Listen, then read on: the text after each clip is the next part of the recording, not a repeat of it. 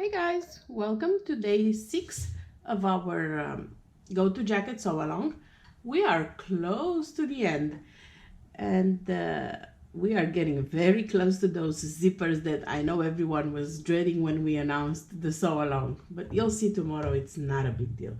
For today we're gonna be finishing up the jackets up to the zipper point, which means we're gonna be sewing the side seams, cuffing or hemming the sleeves, and adding the waistband. So for this I'm going to be using my kids jacket as an example. It's the one with the side the inseam pockets. For my adult one the steps are identical except for the hemming part, which is the one I've shown you before, like hemming the sleeves I've shown you before, so I don't think that one needed any extra videos. But for this one I'm going to be doing cuffs, so I'll show you how easy it is to do the cuffs. So I'm matching my side seams, sleeve and bodice, right sides together, making sure I don't catch the inseam pocket opening in my seam. That's something you guys need to make sure when you do, if you're doing the inseam pocket option, that you don't catch it in your side seam.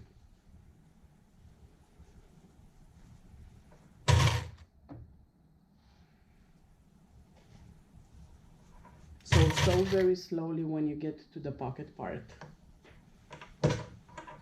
especially if you're using a serger like I am.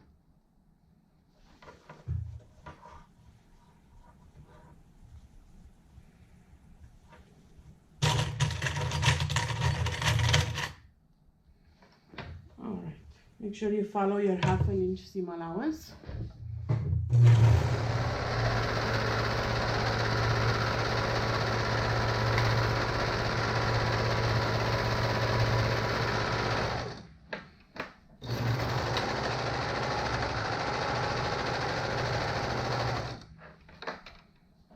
And that you don't close your zipper shut.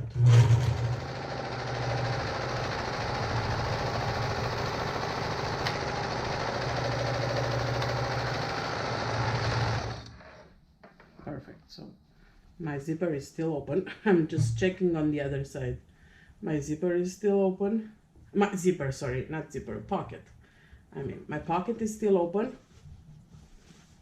And because I have done my hack, so to say, it's closed on the inside. If not, this would have been open here on the inside. All right. Any waviness that you see here, see, if you look closely, there's a slight waviness that will disappear as soon as you do a steam press. So, you know, I always recommend steam pressing your seams once you've done them. Repeat the same thing on the other side.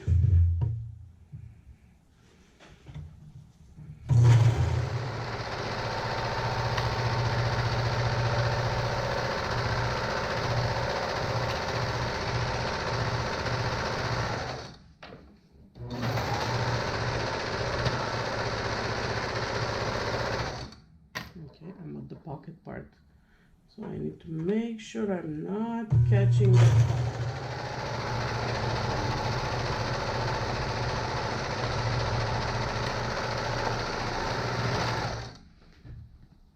and I didn't. Yay! Perfect.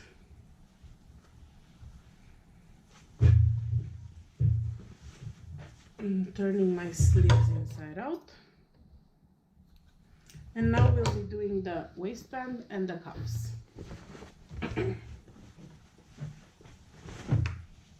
So it's starting to look like a real jacket right now.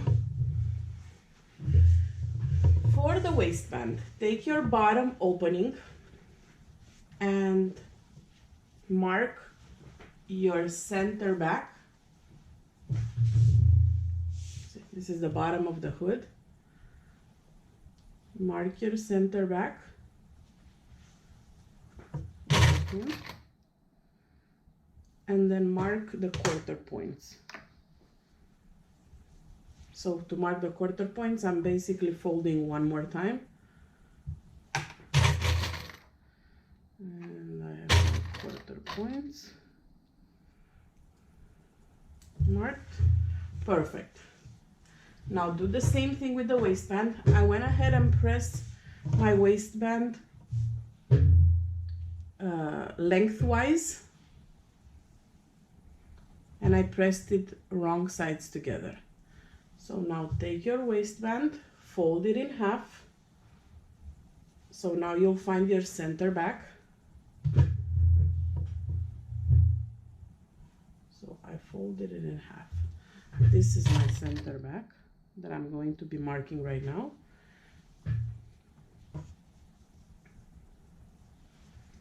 And now I'll fold it one more time to find my quarter points.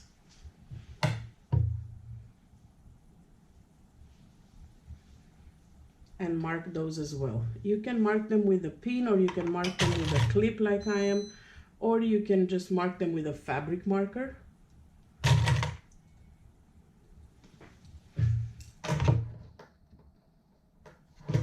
Excellent. So now they're marked on your waistband as well. Take your bottom opening and the right sides together. Match your back, center back, to the center back of the waistband and pin. Match the quarter points and pin.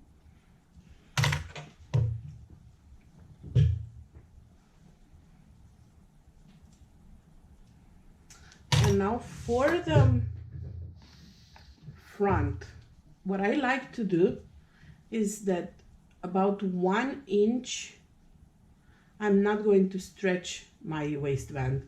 So this, I'm gonna lay it flat.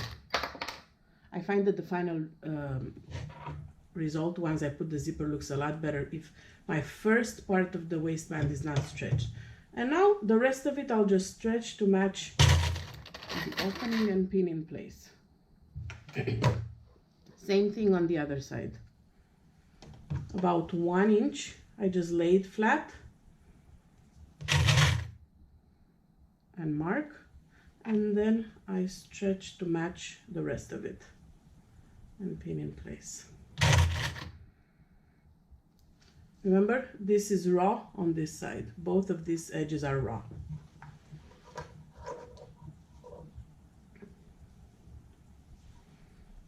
Again, I'm stretching the waistband to match the back opening and adding a couple of pins here and there. And now I'll take it to the serger and just sew it together, following the same half an inch.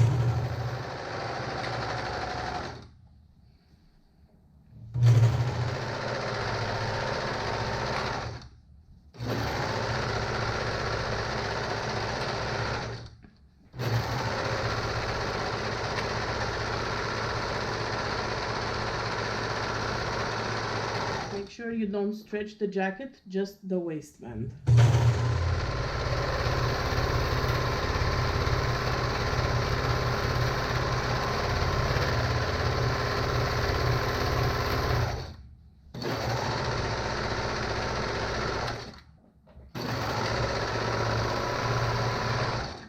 Done. Now, I personally do not like to top stitch the waistbands. I don't like the look of top stitched waistbands or cuffs, so I don't top stitch it. If you're okay with it, you can go ahead and do that. What I do like to do after I add my waistband is to steam press the seam allowance up. That's something I will definitely do once I'm done, but I don't top stitch it. I don't like the look. It's a personal preference. So this is the waistband added. Now I have my sleeves and I have my cuffs. The measurements for the cuffs are in the chart. Once again, I press my cuffs wrong sides together lengthwise and did a good press. I'm opening them back up, and with the right sides together, I'm matching at the short end to make like a loop.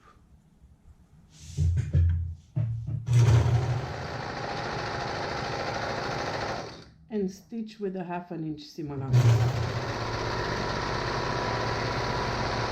Before folding this cuff, if you'd like to reduce the bulk, this is the fold line that we made before. I like to do a little snip smaller than the 1/4 inch seam allowance left from my serger. So don't snip all the way through.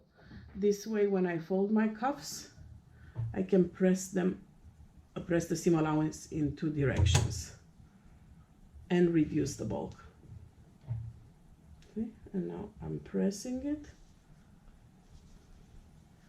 and it's going to be going in 2 directions and lay flatter. I'm going to be linking our cuffs blog too in today's sew along blog. So this is one cuff. I'll mark the center on the other side too. So this is one cuff done. Put it aside. Repeat the same steps for the other cuff.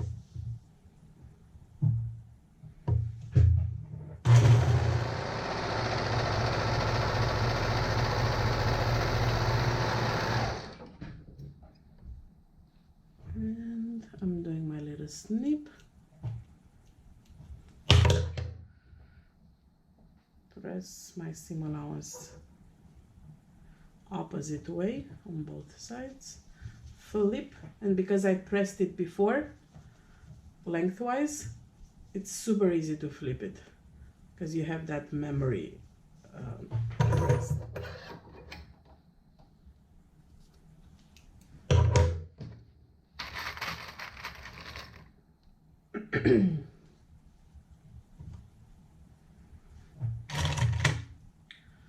All right, so now take your sleeve, mark the center of the sleeve. The other side you don't need to mark because you can feel the seam allowance. Insert the sleeves in the cuff,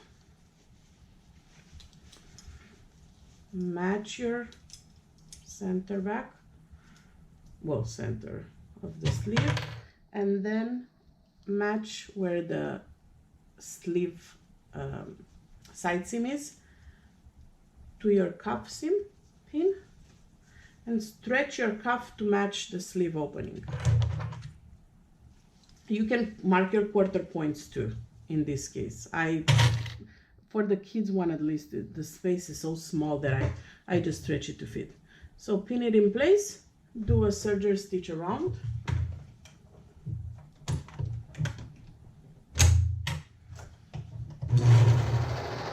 I like to put my presser foot inside the cuff, especially if you're doing smaller size. This is a size 8, so it's still okay. But if you're doing like a 1/2 size or a size 1 jacket, definitely presser foot inside the cuff. This is a step that you can do. This is a step that you can do on your sewing machine as well. Just make sure you use a stretch stitch when you attach the cuff to the sleeve. See, all done. This is my sleeve with the cuff. Perfect. I'm gonna do the same thing on the other side. So I was saying that if you're using your sewing machine, just make sure you do a stretch stitch. And once again, I don't like to top stitch my cuffs. I really don't like the look of top stitch cuffs. So I'm going to leave it the way it is right now and just give it a good press.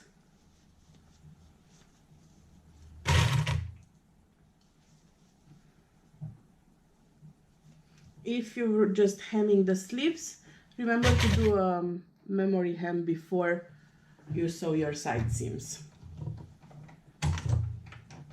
You can refresh with the video that I did for the favorite sew along, because I've done a memory hem for that one before I did the side seams.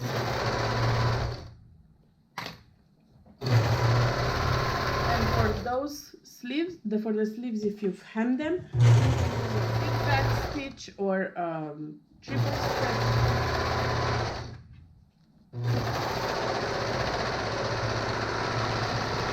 Or of course your cover stitch machine.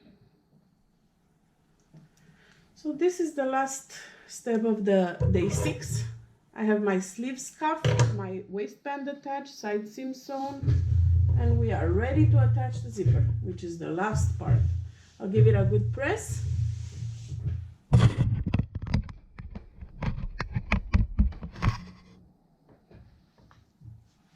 Sleeves, waistband, side seam. Perfect. So I'm gonna go give it a good press and post a picture of my hoods and my day 6 progress in the day 6 photo of the Go To Jacket Sew Along album in the group. I'll see you guys back here tomorrow when we'll be finally adding the zippers and basically be done with the jacket. Talk to you guys tomorrow. Bye.